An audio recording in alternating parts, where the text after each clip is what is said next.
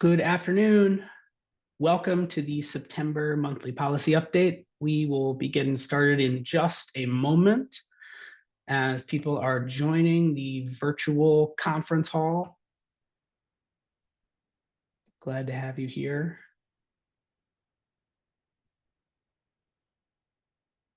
It is fall in Washington, D.C.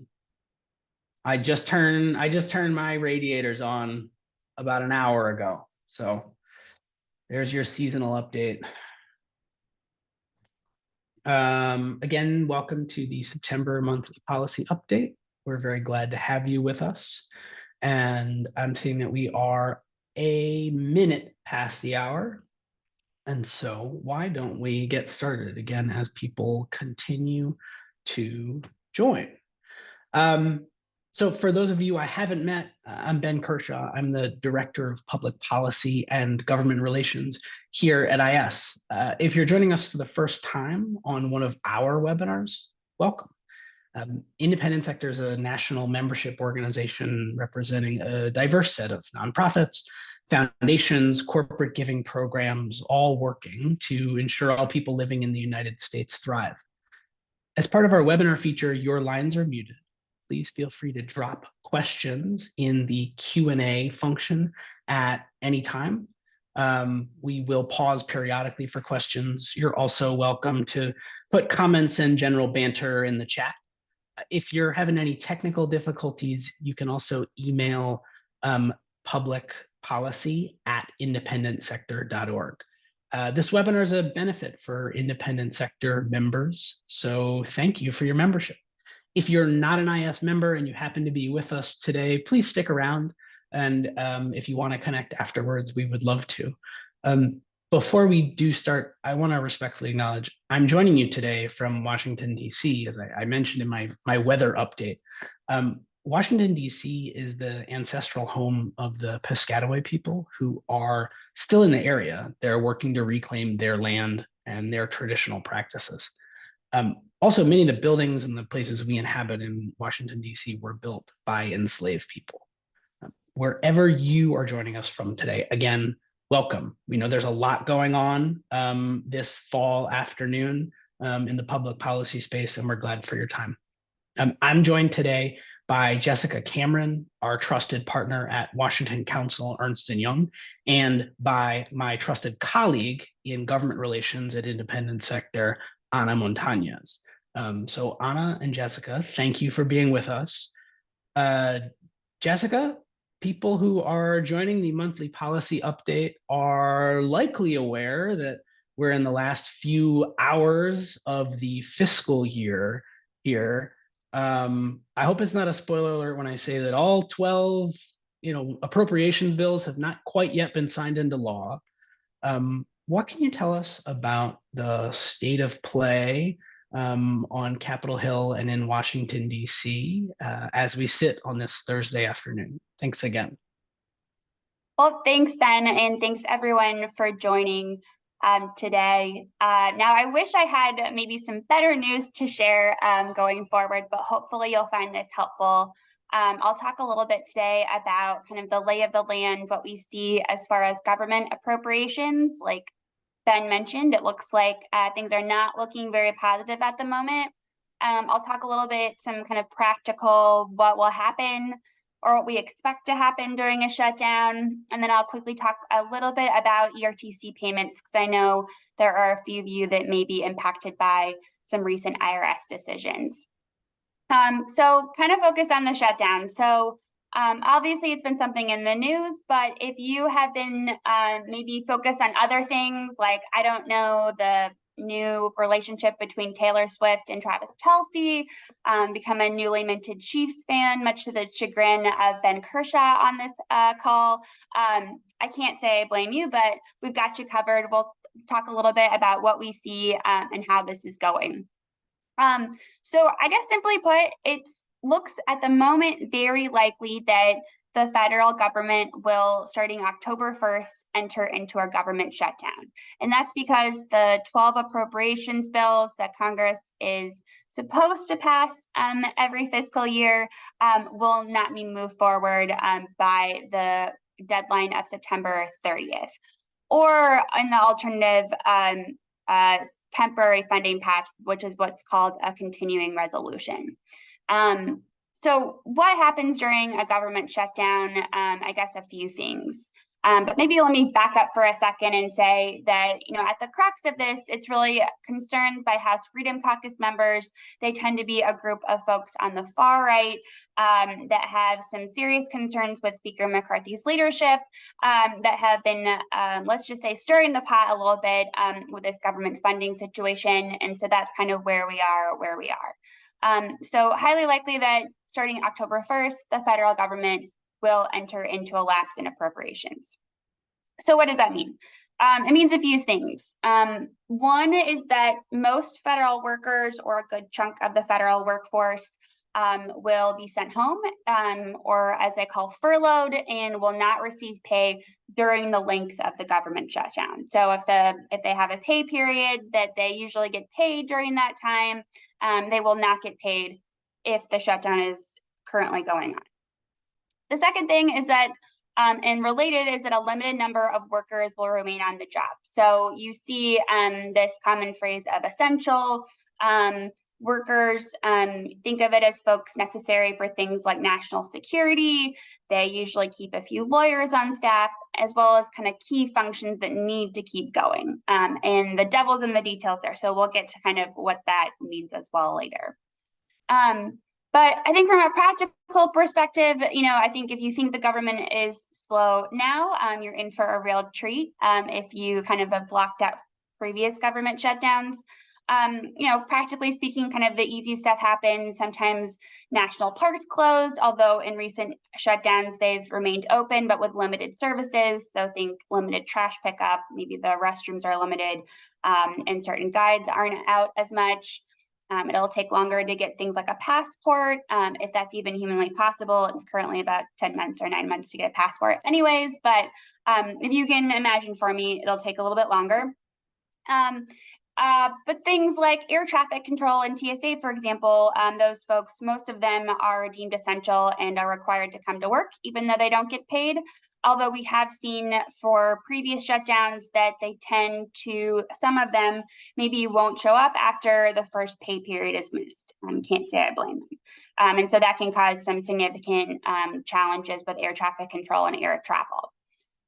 Maybe more importantly for this group, I know a lot of you deal with folks that are some of the most vulnerable populations, or in spots in their lives where they're not doing so great and they require and rely on government services. So here's kind of what I know so far. Certainly for active military, for example, active military that are currently deployed are often held longer in their spots, even if their deployment date comes up during a shutdown. Reason being is that it takes longer for the military to process new deployments with all the paperwork. For CMS and Social Security, so for Medicare, Medicaid, and any Social Security checks folks may have, those are all entitlement programs, and so they're not affected by a shutdown per se in terms of payment of checks and most services. Although we have seen, and I think Social Security, for example, has mentioned that it may furlough some workers, but most will be on the job. It's because they're all paid by the payroll tax and not with this discretionary spending that's up for debate. Same for veterans healthcare, that tends to have those services tend to keep on going. And then the big one, or one to note, is WIC and SNAP benefits. At the moment, the Department of Agriculture has noted that there are some funds currently for those programs to carry over, but not for very long. Particularly with WIC, it's less funded than SNAP, and so that could likely run out first. So this is a big deal, obviously, especially for folks that really rely on a lot of these services, or just for the average American that does any type of activity that requires some type of government help. Now, historically, with every shutdown we've had, the federal workers that are furloughed will receive back pay once the shutdown ends. And I emphasize the word historically. And that's because this has to ultimately, if a shutdown ends, be approved by Congress to approve people back pay. Tends to not be very politically salient to not provide pay to those workers that that were furloughed. And I should also say, even with that being said, there's a lot of folks that are living paycheck to paycheck or that really require certain paychecks that won't be paid during that shutdown period, and that can also be a concern. The question I get the most, and the one that you probably have on your mind, is how long this will last. And I think it's important to compare it to previous shutdowns. In 2014, 2013, the real issue for that shutdown was on the defunding of Obamacare. And so that was able to get resolved based on some concessions there, as well as a super committee. Additionally, in 2019, 2020, the issue really for Republicans was on the border and on border security. And so that was kind of the resolution there. Here, there's really not anything that the House Freedom Caucus can, at least is united on, that it would like or that it's asked for that could bring this to a resolution, or at least that I can see at the moment. And so I think that's a concerning point here, is that, I don't think we know how long this will last, because we don't know what could we do to make this go away or to get this resolved. So I think that's something to note and to kind of take stock off going forward. So with that cheery note, I kind of wanted to talk to you about a little bit more practical advice as far as what to do if we do enter a shutdown and what that maybe looks like. So, a question I get is, how do you know what the plan is for each agency? Every agency has put out a shutdown plan that goes through what services and what offices are affected and how they'll kind of divvy that up if a shutdown does happen. Until recently, every agency had one on their website. So if you just Google, for example, Department of Agriculture shutdown plan, there's usually something that pops up as far as what they've kind of gone through, and it's usually cleared by O&B. That said, recently there have been a few agencies that I know we track in our office that have taken down their shutdown plan or have stated that they're reevaluating kind of what services or how many workers may stay on the job during a shutdown plan. One, and that an agency that you may often deal with, is the IRS. They recently had, up until a few days ago, a shutdown plan that indicated that because of Inflation Reduction Act funds, they got an additional $80 billion in that bill, that they would continue to remain open. In recent years, they've kind of revised or pulled back from that statement and said, we're still looking at kind of what our contingency plan is. And at least for the moment, it looks like they'll still have some services up and running, but not the entire workforce. So stay tuned for that. So I guess some practical suggestions on how to prepare if you haven't already done so. One is that if there are agencies that you work with, I guess my recommendation would be to check on their website for what their contingency plan is, or just keep checking their press pages and shutdown plans for more details. This is just me talking here, but you could see a scenario where if this is longer than historically most shutdowns have been, that services may change. And so I think it's important here to be a little flexible. Two is that if you're working with any congressional representatives on anything, or you have really close relationships with your elected officials, I would suggest reaching out to them and seeing what staff are going to be in during a shutdown and which ones are furloughed. I would do that sooner rather, this week. And if that person maybe isn't in the office, make sure you get also their legislative director or chief of staff. Those folks tend to be in the office even during a shutdown. So that's kind of all I have going forward. I know in terms of kind of upcoming, agencies and services that are being provided, we're keeping track of that, and more importantly, independent sector is keeping track of that. So I'll kind of stop there on that. The last thing I'll just say is quickly on ERTC payments. So kind of changing gears a little bit. I think it's important to note in September, as some of you know, the IRS announced that it would stop processing new ERTC claims. And the reason being is there's been some significant concerns as far as fraud from both businesses and nonprofits. So, I guess my point, or maybe let's reword that here. The focus has just been on the overall new claims that have been coming up. There's been concerns about fraud.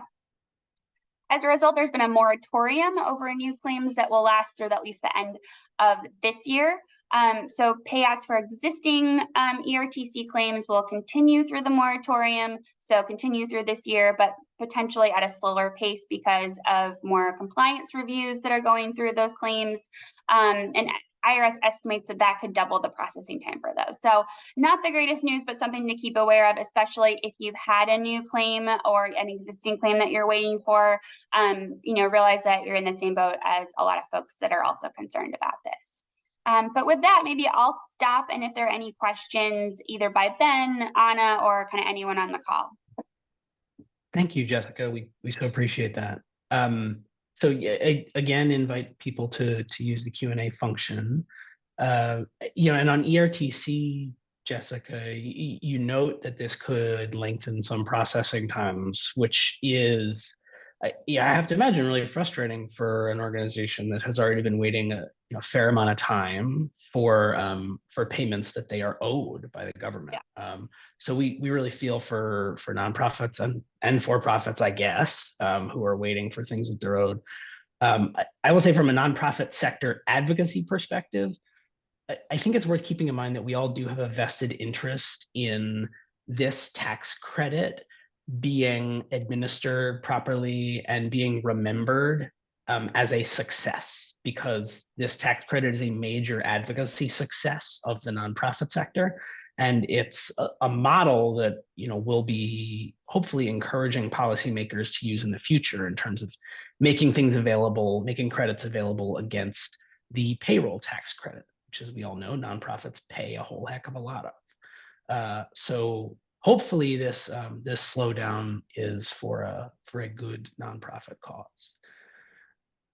Again, as we check to see if other folks have shutdown questions, Jessica, I'm wondering if you could give us just a quick snapshot of maybe the split screen of what's going on in the House and in the Senate as they try to stop this really slow-moving train wreck from happening over the next few days. I mean, it's Thursday, right? Magic happens on Thursdays in Washington, D.C.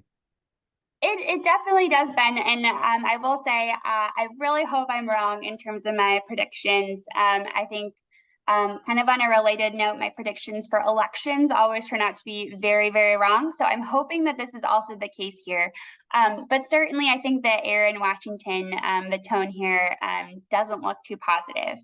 I think, so you're right that there are a lot of, you'll see over the last few days and over the next 72 hours, 48 hours, you'll see a lot of movement, a lot of activity of folks trying to make some last ditch efforts to come to some type of continuing resolution agreement. So as a reminder, we're not going to get all 12 appropriations figured out in the next 48 hours, whether you would like to or not.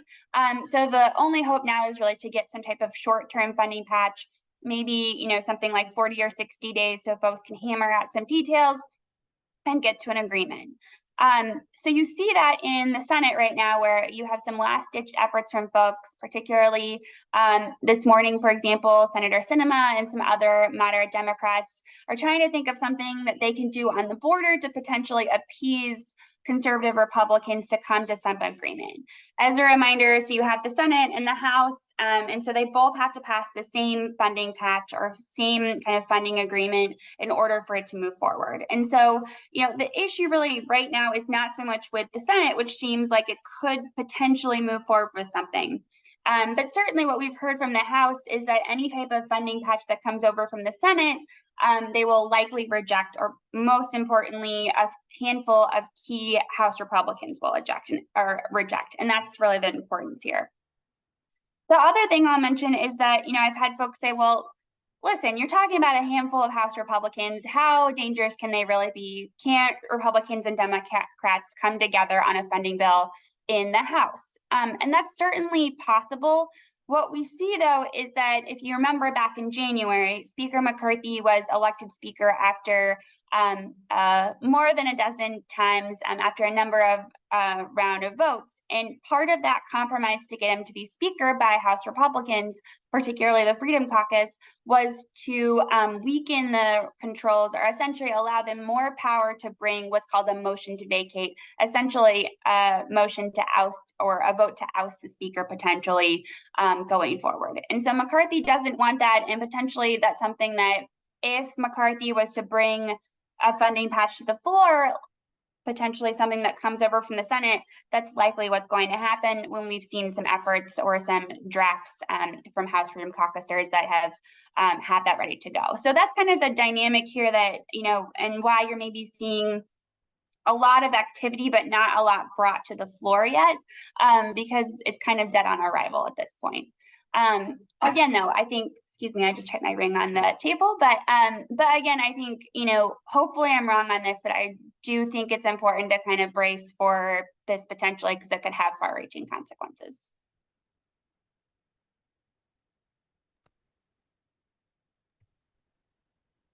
Thank you. So I promised last kind of weedy procedural question, Jessica, because this is a monthly conversation that we have here on the monthly policy update.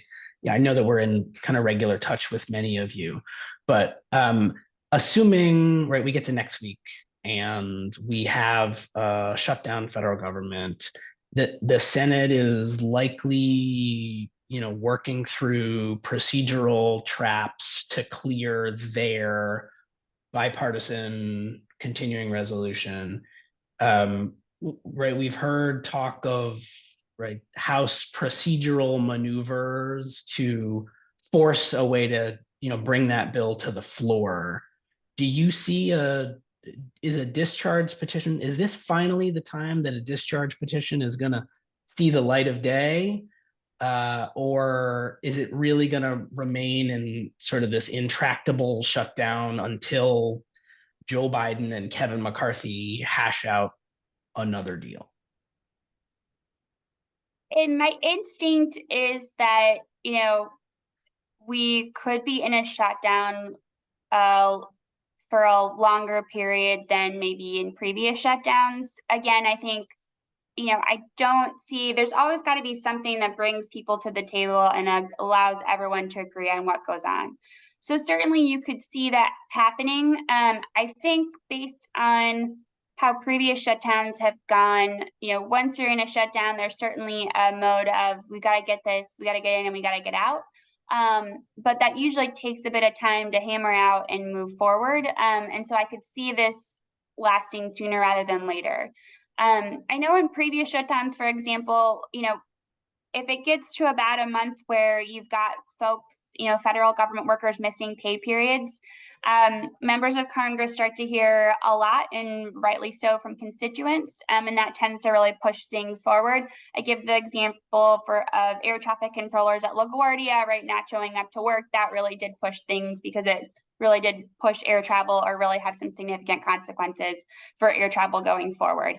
Just one example, but I think, given how things are going in the climate here, it could last a little bit longer than maybe a week at this point. But again, I could be wrong. So hopefully we're kind of crossing our fingers that's the case.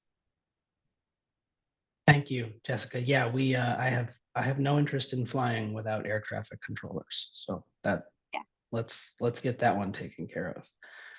Again, people are welcome to drop questions in the Q&A, but I want to turn now to Ana Montañez. There is a lot else that's happening in Washington, D.C. and has happened as it relates to the nonprofit sector. So Ana, thanks again. Indeed. Thank you, Ben, and thank you, Jessica, for those updates. So I have other updates very important for nonprofits that have happened in the month of August.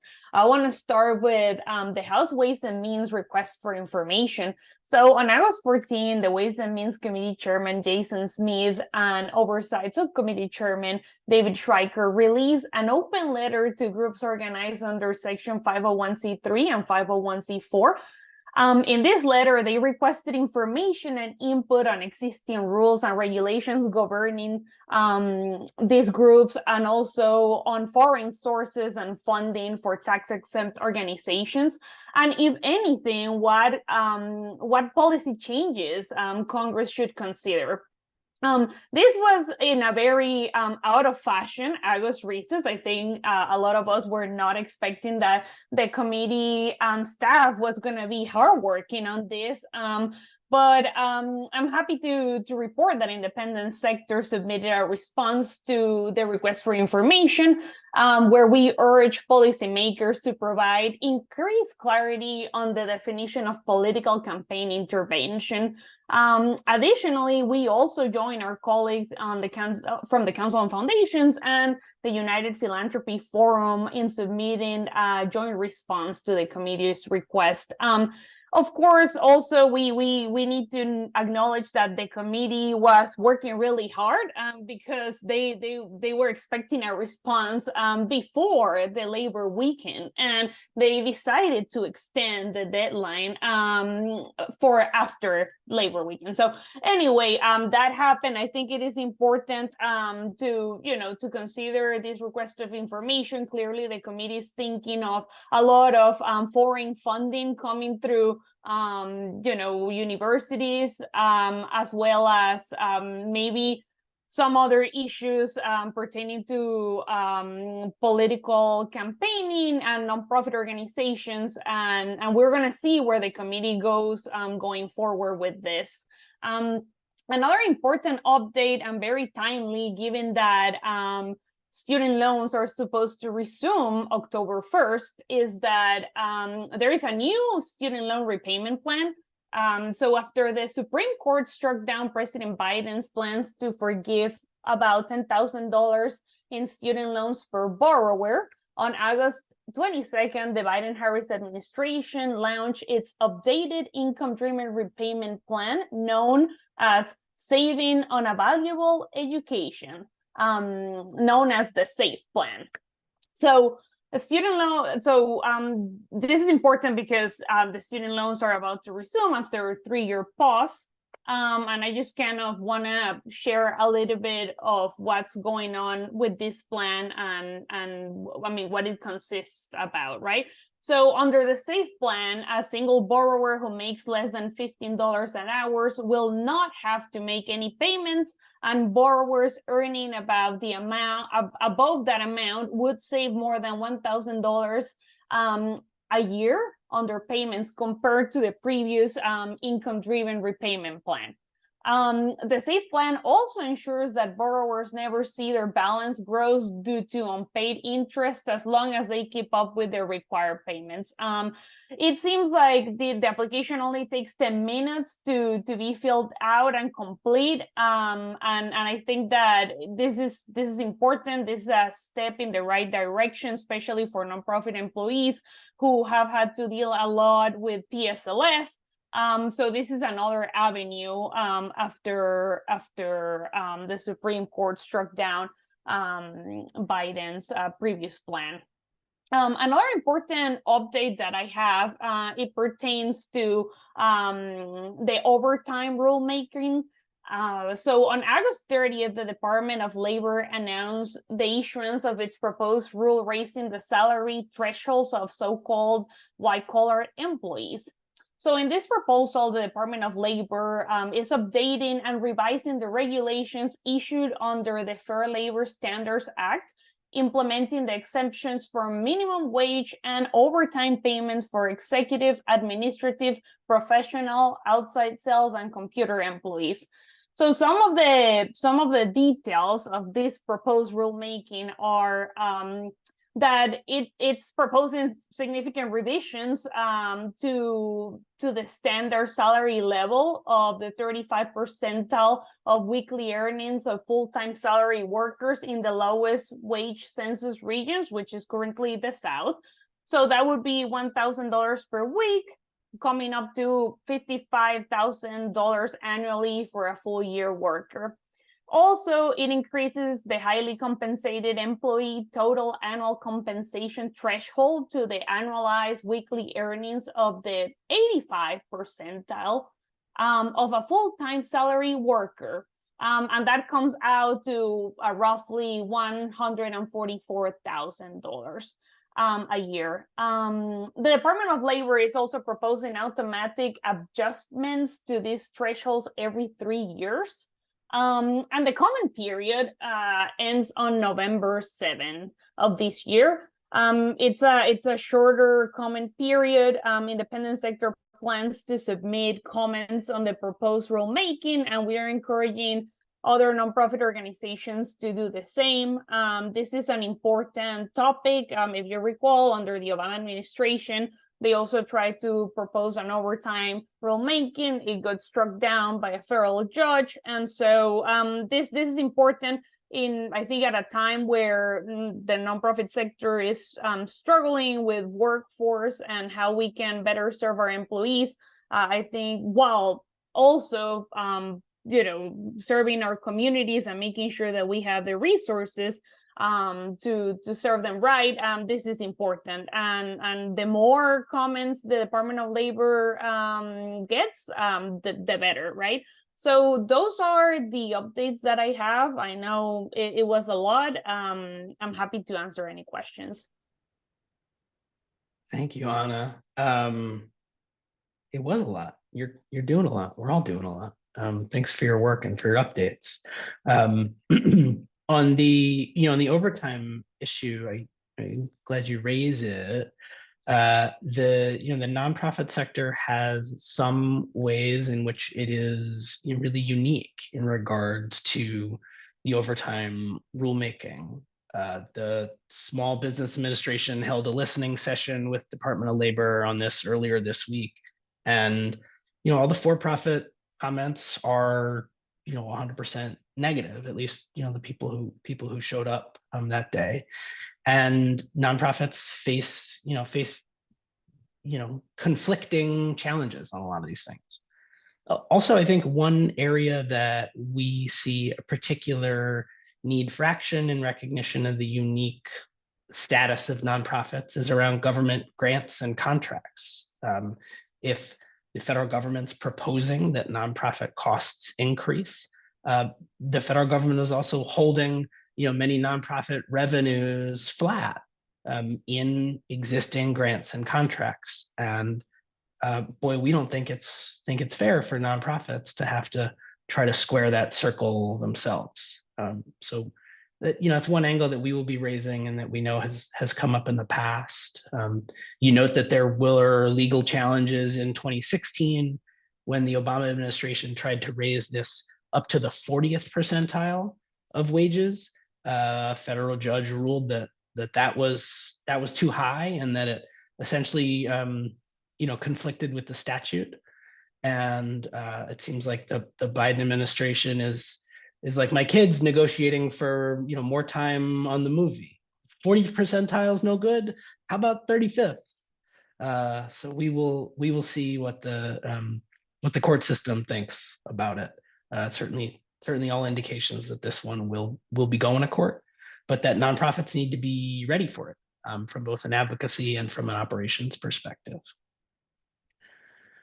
With that, I will pause for one last opportunity for questions about the impending federal shutdown, hopefully resolved, or about the kind of the pain that will cause for nonprofit organizations and the communities they serve, or about the overtime rulemaking, about the Ways and Means Committee's really heroic attempts to interrupt my summer vacation and many other summer vacations.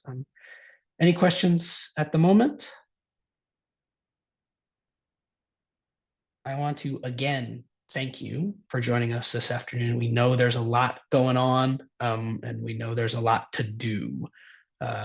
Jessica, Anna, thank you again. We look forward to seeing you all next month. Have a good afternoon.